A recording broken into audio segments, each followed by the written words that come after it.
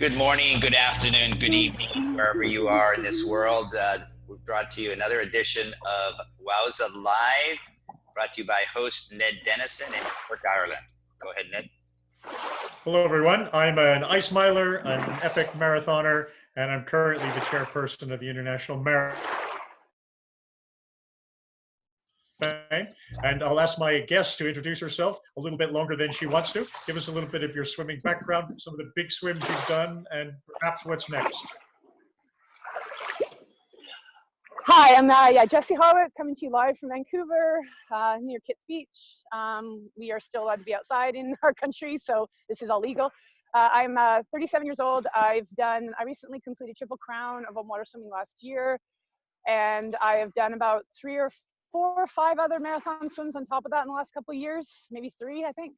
But I'm quite a rookie. I only started about 6 years ago. And my longest swim, my most proud swim, I guess, was the swim that actually finished right behind me, where I swam from all the way, you can't see it here, but all the way across the Georgia Strait, landing in Kitts Beach, which was about just under 60K. And for someone who still doesn't consider herself to be able to swim properly, I guess I can swim forever. Or at least in my brain I can. So that's a bit about me. Born and raised here. Basically, just a lot of my discovery of passion for water swimming has been in these waters behind me. Right now our water is about 11 and a half to 12 degrees, and my next goal, I think the plans for this year was I'm gonna go and tempt the North Channel in 2021, if they'll still let me. So that's what's next above all this stuff that's right in front of me or behind me. Oh, I can't. Oh, audio. Because you're calling yourself a rookie, I'm going to correct you on the terminology. You need to say you aspire to swim the North Channel, or you're an aspirant. You're going to try, or is too weak, and I'm going to do it is too strong. So you aspire to swim the North Channel. So tell us about the geography. What's behind you? How much water is there? What are the ships doing? What are the swims from where you're standing? The swims from where I'm standing, well, this is we're getting closer to Vancouver here, so there's only so much swimming you can do towards the actual city center. We're not as fortunate as New York City to have water flow around every corner of our downtown area, which I think I'm pointing to. Anyway, so the water behind me, this is Kitts Beach. A lot of swimmers throughout the year in the summertime when the water gets warmer, do about there's a 1.5 kilometer loop is basically where I'm standing. That the lifeguards and I volunteer for the Vancouver Open Water Swimming Organization, and in the summertime without COVID, we have practices throughout the week, 2 times a week. When all money goes to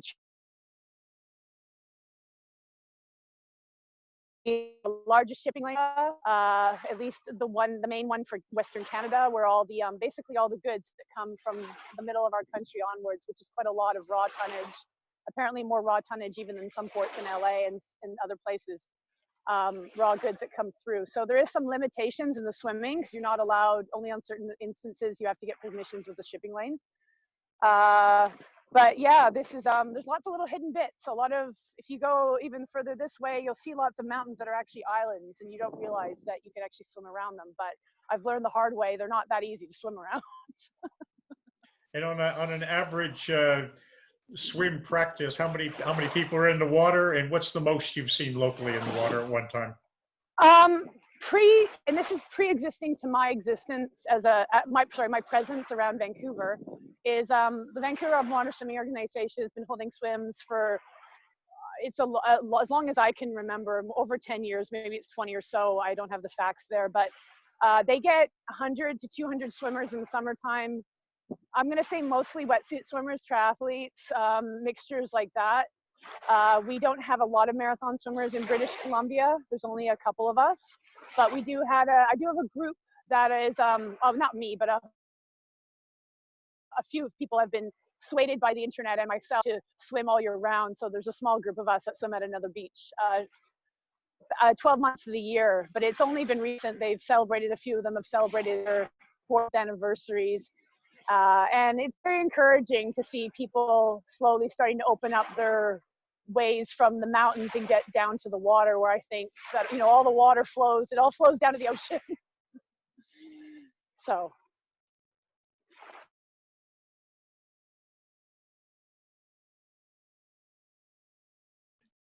Surprises you got as you went to England, Manhattan, and Catalina?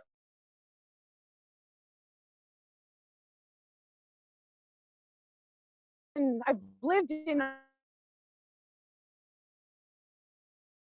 have a familiar context, actually a very personal connection to some of these places.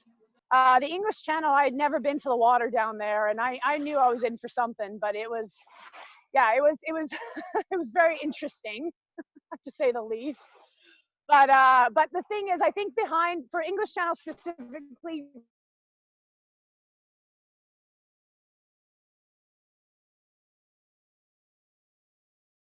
the Salish Sea can throw a million things at you that the English.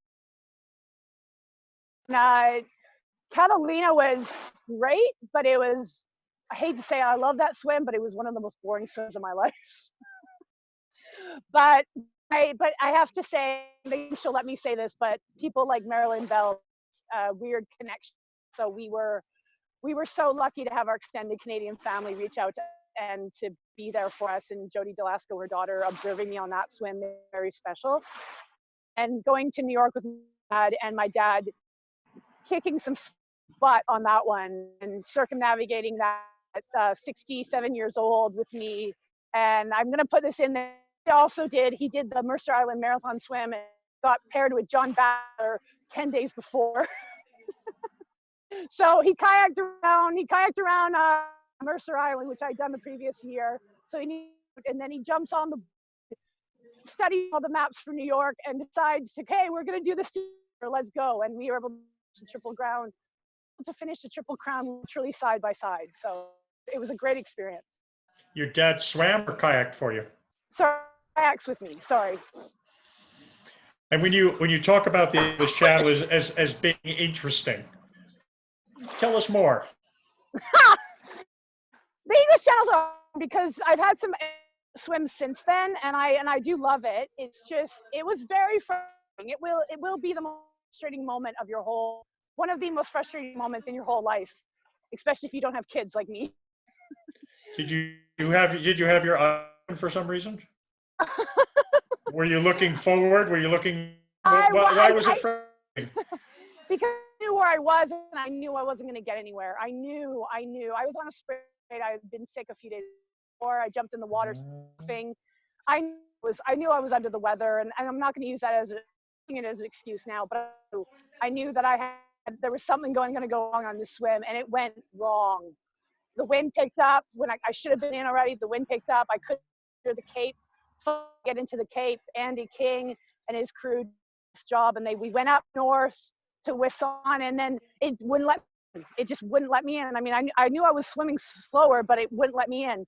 And Andy said the only reason why he even let feed me even during bad weather was because I'm quick. I was quite quick for feeding. So, but yeah, curling back. I have an extra sickle. I have an extra turn on my chart because they had to land me at the Cape. They had to. They couldn't. No other way. And even Kevin and all these other guys looked at my chart and they're like, "You should have been there." And I said, "No, I wasn't." So yeah, it was pretty epic at the end when I got to land, where Chloe McCardinal and all you swimmers get to land. It was insane, like insane. So it was the highlight of my year. We interviewed famous swimmer Tilleman Yoki, from Hungary, whose career is 30-something years.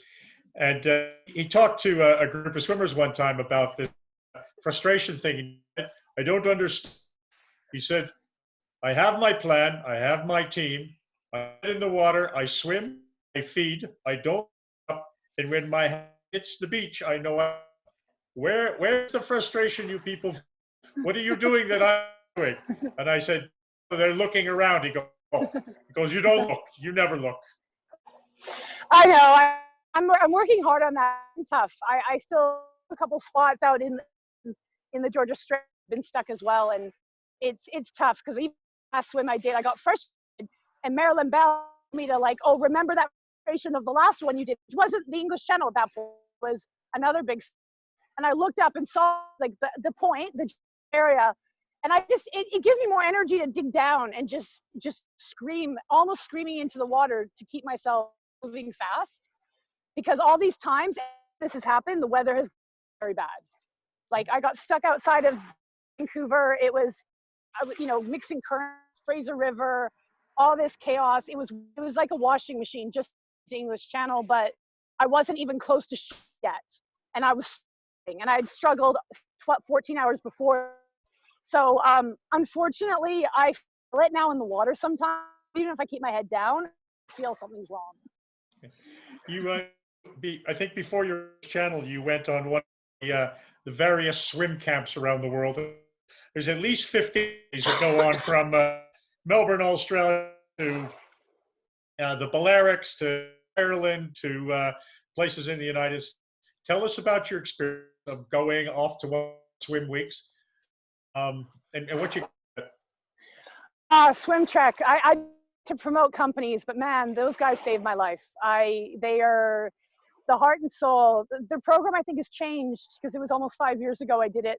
But when I showed up to Mallorca for Swim Trek and met somebody called Kevin Murphy and Fiona Southwell and Mike Ball and these people that I was like, who in the hell, whatever, you did what? And I got thrown into it because their distance camp was everybody, including wetsuit swimmers at the time. And I just wanted to swim across this bay right here. That's all I wanted to do.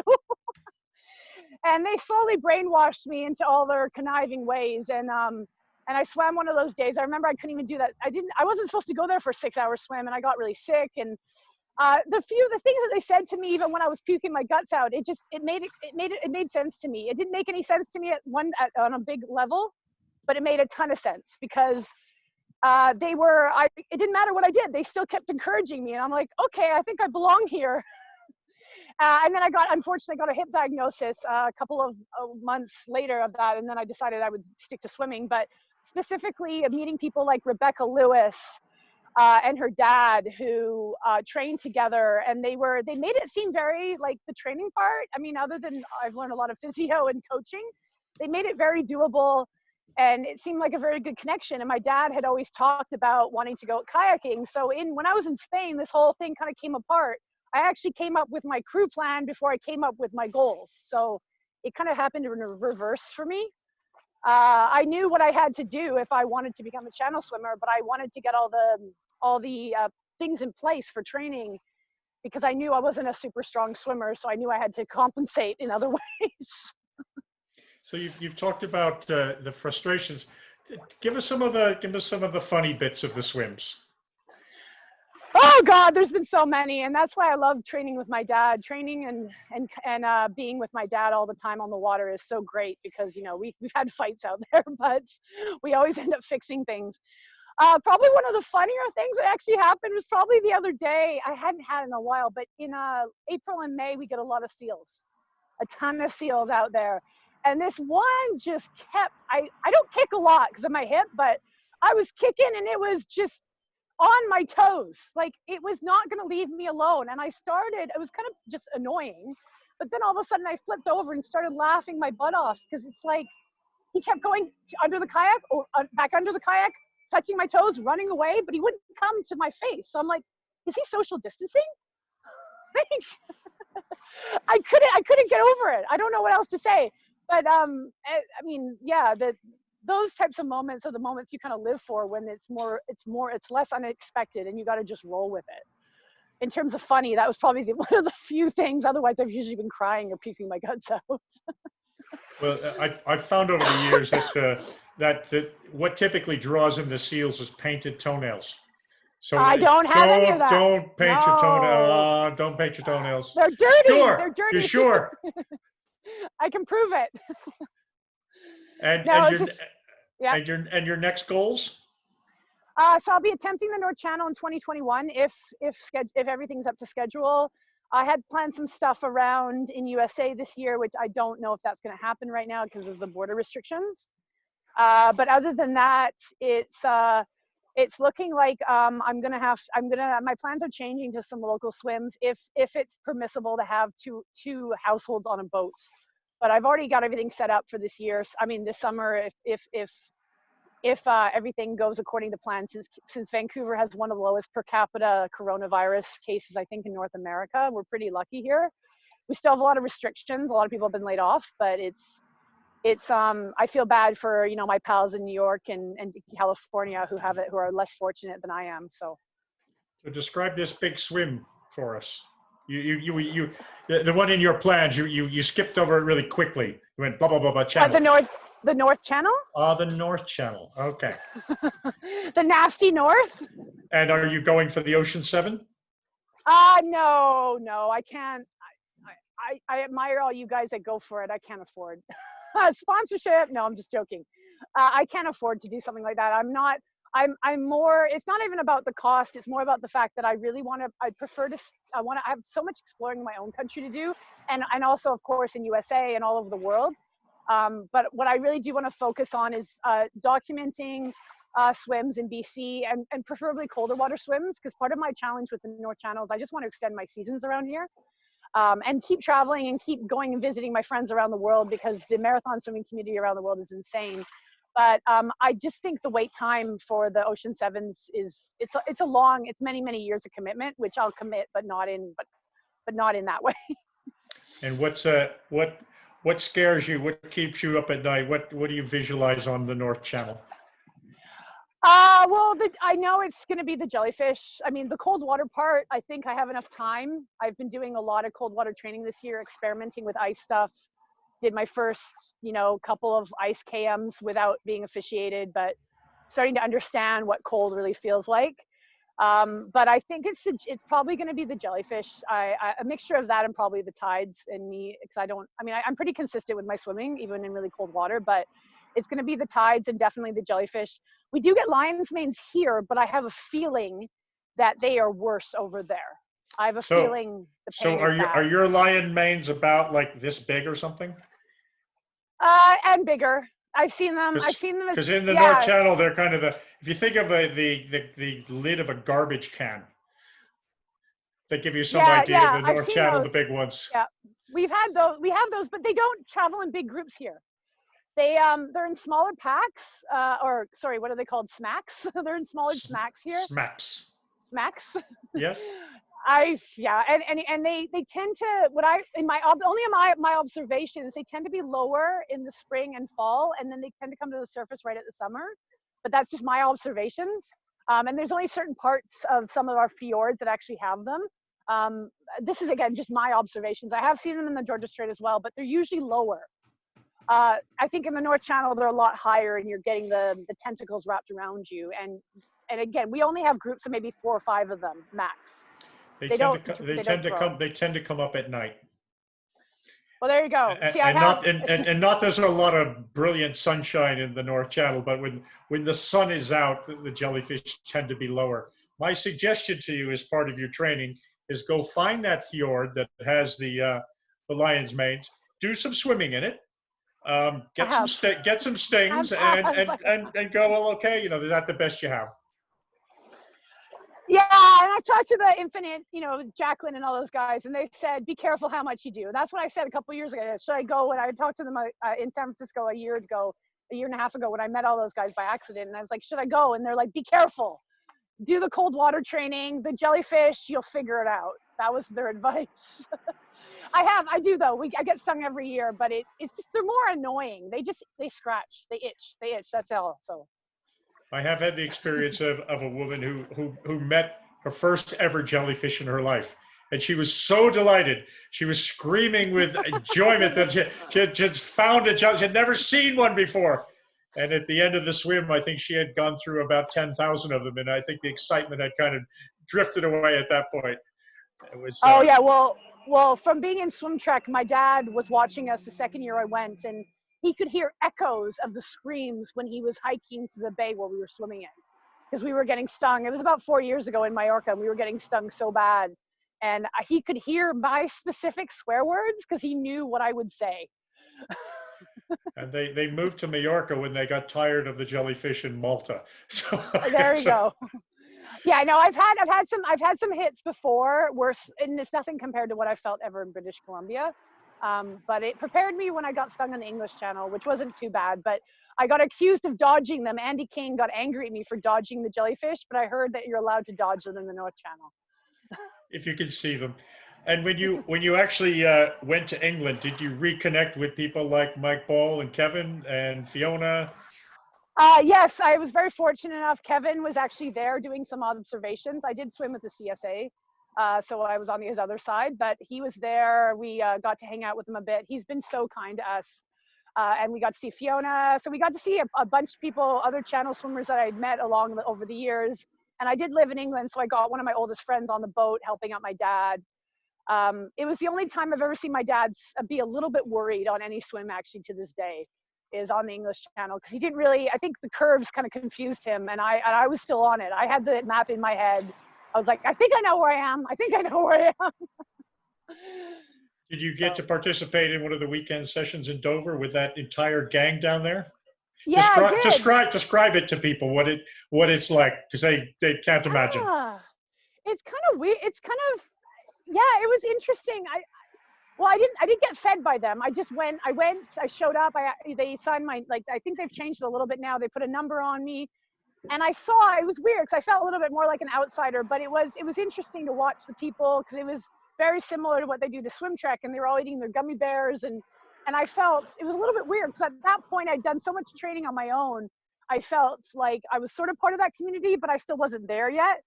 So for me, it seemed very friendly. People seemed to know each other. It was just that I was with me and my dad were so focused. So maybe they allow people to either gather and be part of the community or be separate. So you need to do better than that. So let me understand it. You walk down under the palm trees in Dover to the beautiful white sandy beach. Sandy. There were 4 or 5 unbelievably attractive men with bodies to die for, and you went swimming and came out and had lunch in the cafe underneath the palm trees. Or did I get it a little bit wrong?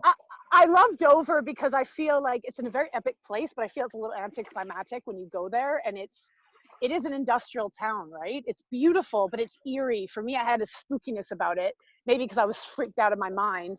But it seemed great. Like some of them were wearing costumes. It was, they have all the stuff there. How many were there? Describe the beautiful sandy beach. Help people out here. So it's very rocky, which I had no clue, which again, I still curse the sand back home to this day because Dover has rocks. So it's great. It's really steep. You go, well, at least from what I remember, you go straight down. There was a lot of construction when I was there that year, so it was questionable whether people were able to swim on and off. But when you got there was a whole bunch of people. They had tents, like some mini tents up. They had the great thing is they have all the gear there that you need if you need to buy backup stuff for English Channel, things like lights. They were really friendly. It seemed like a lot of people knew each other. I ran into friends of mine that I just cycled over from France. It was from swim track, and it was just very ironic because people just go there even if they're not channel swimmers to train on a Saturday. So it seemed really interesting. What I found was more interesting is once I got the number on my hand at the bar after. The bartender was like, "Oh, you're a channel swimmer." I'm like, "Actually, no, I'm training to become a channel swimmer." So when you were in Dover Harbor, do you have a selection of small tropical islands to swim around as different courses, or what's the pattern in beautiful Dover? Yeah. So Dover, you go. From what I remember, because I remember the first time I went swimming, I had no idea what I was doing. I think I looked it up online, and you swim out. I think you swim out to some buoys, and you swim along a set of buoys to the dock and back. Is that what I remember that you guys do over there? It's 1,000 meters between 2 industrial concrete walls. Really? Is there 2? Ooh, maybe I was swimming in the wrong area. No, you were swimming in the right place. And what was the water visibility like for you there? It was very similar to home. A lot of clouds, quite cloudy, multi. From what I remember, they told us before I went there, because the cliffs of Dover are limestone, right? And it makes very cloudy water. They're chalk. Oh, chalk. Yeah, chalk. Not limestone. I stole a couple pieces. English Channel chalk. So the water's quite cloudy, and we get a lot of silt pushed around by our rivers and our streams here. So people warned me I couldn't be able to see it, but I swim in that water every day. We get very clear water in the shallows, but when it comes to the major parts of most of the swimming in British Columbia, it's exactly the same. You have to go to this. The great thing about BC though, you go to the sides and you see all the starfish and the fish, and you see like all the intertidal zone is beautiful here. I didn't see that when I was there in Dover, because we went to Sapphire Home. We were walking along the beaches. We didn't see that. We saw it more muddy and cloudy. So. And just one last question for you. One of the things you've talked about, and I want to have you emphasize it again. It seems to me that as you travel around, you're getting a sense of comfort from running into friends. How important is that for you in your journey? So, example, you talked about the North Channel. You've already met a couple of the people. To go somewhere and have some local contacts that know you, what does that mean to you? It's been the world to us. I mean, my dad can also attest to this, that going to these different countries, and I think it was because I did meet some insane people before I started this journey. It is, I can't describe how amazingly comforting, and it feels like an extended swim family. I've had people like Marilyn Bell and Jody Delasco say that many times. It's about extended swim families, and I think it's what keeps our sport together and keeps us going, because you started a lot many thousands of years before I did. I can't even imagine, but my father, especially my father's perspective of seeing that these people come together and they help out strangers. People have honestly just taken, maybe they've checked me out and they've given us their time, their energy, their food. People have been so generous with their time more than anything. So I have always extended the same, pay it forward always. I'm always paying it forward. I've had a couple people from Seattle come up to Vancouver and swim with me. And you don't have to come and swim with me, but I'm just saying that if I can help another swimmer out, that's the biggest thing I've learned from the international swimming community, is do what you can, and as much as you can in terms of that, and just giving people, whether it's advice or non-advice or just a shoulder to cry on when they need it. That has been super, super imperative to us. And I don't know, it's because I have my dad to back me up on our silly stories, but people have been believing us. So we keep going. Well, Jessi, thank you very much. And I think there's a lot of people around the world that are envious you can actually get to the water. So enjoy your ability to swim. And I know you're not supposed to linger on a beach, but you can actually get in the water. So enjoy that. And I'm sure we'll see you somewhere at some point, somewhere in the world. Oh yeah, I'll be on your part of the world soon. Take care Hopefully. Now. Bye. Bye.